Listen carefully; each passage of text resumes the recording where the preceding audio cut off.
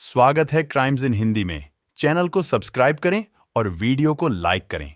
Mumbai underworld history series के पिछले part में आपने सुना कैसे मुंबई सीरियल ब्लास्ट्स की प्लानिंग तैयार की गई। 12 मार्च 1993 को 10 बम धमाकों के एक सिलसिले ने बंबई की शांति को तहस-नहस कर दिया।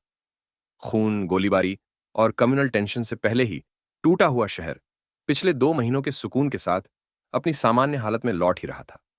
दोपहर 1:30 बॉम्बे स्टॉक एक्सचेंज बिल्डिंग से शुरू हुए इन धमाकों ने एयर इंडिया टावर, मस्जिद बंदर, दादर के प्लाजा सिनेमा तथा सेना भवन, वर्ली पासपोर्ट ऑफिस और बांद्रा तथा सांता क्रूज 5 स्टार होटलों तक तबाही मचाई। एयरपोर्ट पर और माहिम की फिशरमैन कॉलोनी में ग्रेनेड भी फेंके। बंबई हमला अपनी तरह का सबसे दुस्साहसिक हमला था। बंबई पर हुए इस हमले को तब तक के दुनिया के किसी भी शहर पर किए गए सबसे बड़े आतंकवादी हमले के रूप में देखा गया था। इस तरह के आतंकवादी हमले आमतौर पर वेल ट्रेन्ड और मंजे हुए लोगों का काम होता है, लेकिन पुलिस की इन्वेस्टिगेशन में बात सामने आई कि इस हमले को उन मुट्ठी भर नौजवानों ने अंजाम दिया था जो न तो मजहबी थे, न ही जो डीप इंस्पायर्ड थे। पूरा अभियान, जिसमें 257 लोग मरे थे और 700 लोग घायल हुए थे, 12 मार्च की सुबह जब टाइगर मेमन आदमियों ने बम रखने शुरू किए, उसके कई घंटे पहले टाइगर मेमन और उसका पूरा परिवार, जिसमें उसके बूढ़े माँ बाप, 4 भाई और उनकी बीवियां शामिल थे, देश छोड़कर भाग चुके थे। बंबई पुलिस पहले ही उसके पीछे थी। उन्हें कई कामयाबियां भी मिली। इनमें वर्ली में बेहुदा ढंग से छोड़ी गई एक मारुति वैन और दादर में लापरवाह तरीके से पार्क किया गया एक स्कूटर शामिल थे। वैन टाइगर मेमन की भाभी रुबीना की थी और स्कूटर उसके भाई याकूब मेमन का था। जहां बम धमाके करने वाले ज्यादातर हत्यारों और उनके साथियों को अरेस्ट कर लिया गया, उनमें से कुछ पाकिस्तान भागने में कामयाब रहे, जिनमें मेमन का फैमिली भी शामिल था। ये लोग कानून की पकड़ से बच निकलने में कामयाब रहे। फिर भी ट्रैफिक पुलिस के डिप्टी कमिश्नर राकेश मारिया, जिनके पास जोन 4 का एक्स्ट्रा चार्ज भी था, राकेश मारिया को इन्वेस्टिगेशन का काम सौंपा गया और उन्होंने सबूत इकट्ठा कर लगभग 200 लोगों को गिरफ्तार किया। उन्होंने इन लोगों के खिलाफ टाड़ा नाम की सख्त एक्ट के अंडर एफआईआर तैयार किया। इस बीच पूरा इंडिया इन धमाकों के लिए दाऊद इब्राहिम पर इल्जाम लगा रहा था। हर किसी को विश्वास था कि सिर्फ वही है जिसने इन धमाकों की प्लानिंग तैयार की। बंबई को इस तरह घुटनों के बल गिराने की ताकत सिर्फ उसी में है। जब भारत सरकार ने दाऊद को दुबई से देश निकाला देने का हल्ला मचाया और इस फरार डॉन पर धावा बोलने के लिए यूएई पर दबाव डालना शुरू किया, तो हिंदुस्तान का यह सबसे पावरफुल गैंगस्टर कुछ देर के लिए वाकई टेंशन में आ गया, क्योंकि दबाव इतना जबरदस्त था कि यूएई के पावरफुल शेख उससे हिल गए थे। पड़ोसियों को छोड़कर दुनिया के बाकी देशों के साथ भारत सरकार के रिश्ते हमेशा फ्रेंडली रहे हैं। ये इज्जत इंडिया को उसकी भलमनसाहत और हर किसी की हेल्प करने की रेडीनेस के कारण मिलती है। चीन, पाकिस्तान और बांग्लादेश के अलावा हिंदुस्तान ने कभी किसी दूसरे देश में दुश्मनी की भावना पैदा नहीं की। मिडिल ईस्टर्न कंट्री, जो एक दूसरे के साथ विरोध में रहे हैं, हिंदुस्तान के साथ हमेशा दोस्ताना रिश्ते रखते आए हैं। लेकिन इंडिया अपने इस रुतबे को कैशिंग इन करने में नाकामयाब रहा। 93 के सीरियल ब्लास्ट्स के बाद इंडिया के लिए पूरी दुनिया में सिंपैथी की एक लहर थी। अगर इंडिया चाहता तो इस मौके का फायदा उठाकर पाकिस्तान को झुकने पर मजबूर कर सकता था और दाऊद को इंडिया में वापस ला सकता था, पर यह चांस खो दिया गया। यूएई के चालाक, धूर्त हुक्मरानों ने देखा कि भारत की ओर से डाला गया प्रेशर वीक पड़ रहा है और उन्होंने तुरंत ऐलान किया कि दाऊद उनकी जमीन पर नहीं है।